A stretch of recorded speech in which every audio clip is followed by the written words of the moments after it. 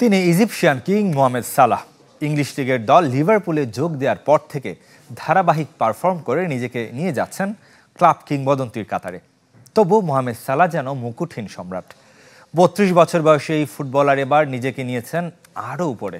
Premier লিগে বড়দিনের আগেই 2 অঙ্কের বেশি গোল এবং অ্যাসিস্ট করা একমাত্র ফুটবলার তিনি। ধারাবাহিকতা ধরে রাখলে আগামী ব্যালন ডি'অরের যোগ্য দাবিদার হতে পারেন মোহামেদ সালাহ। এবার সংক্ষিপ্ত তালিকায় যিনি না থাকায় হয়েছে অনেক সমালোচনা।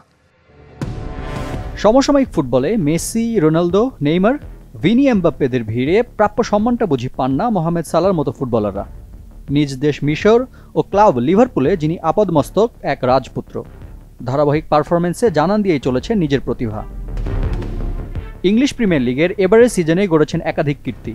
শুধু নিজেই গোল করছেন না, সমানে করাচ্ছেন সতীর্থদের দিয়েও। লিগ ইতিহাসের প্রথম ফুটবলার হিসেবে বড়দিনের আগেই সালাহ করেছেন 10-এর বেশি গোল আর অ্যাসিস্টের রেকর্ড।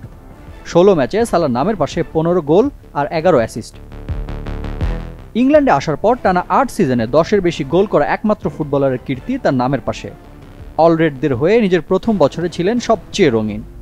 2017-18 মৌসুমে করেছিলেন 32 গোল ও 10 অ্যাসিস্ট। 7 মৌসুম পর সালাহর সামনে নিজের সেই রেকর্ড ভাঙার হাতছানি। 2024-এর ব্যালন ডি'অর তালিকায় 30 জনে জায়গা পাননি সালাহ। সমালোচনা ডালপালা ছড়িয়েছিল তখনই। এরপর মাঠেই তার জবাব দিচ্ছেন ইজিপশিয়ান কিং। পরিসংখ্যান কথা বলছে তার হয়ে। ঐতিহ্যবাহী লিভারপুলের ইতিহাসে তৃতীয় সর্বোচ্চ গোলদাতাও এখন এই মিশরীয়। 373 ম্যাচে যার নামের পাশে গোল 229টি। লিভারপুলে যোগ দেওয়ার পর সালাহ নিজ ক্লাবের ভক্তদের মধ্যে ইসলামোফোবিয়া কমেছে উল্লেখযোগ্য হারে, যাকে ফুটবল মাঠের বাইরেও ব্যক্তিজীবনে অনুসরণ করেন ক্লাবটির ভক্তরা।